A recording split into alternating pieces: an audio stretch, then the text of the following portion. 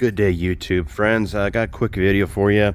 I know I owe you. I promised you guys to do a video after I put the AFE Scorcher module on the engine, but this one is going to be a real quick cosmetic mod. There's the lift gate cover, and you might be thinking to yourself, what the hell is he doing? Well, the old ugly, big old ugly wiper blade is going bye-bye. We are going to do a wiper delete, and you guys would not believe how freaking heavy this thing is.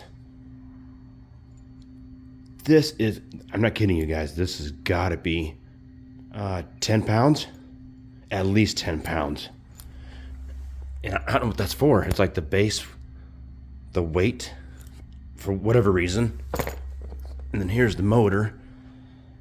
The motor weighs like 5 ounces. So weight reduction, which I'm not really after a weight reduction. I just think it's going to look sweet, because what I bought, this little plug is going to go in its place. And it's going to look so much cleaner. Have that in there.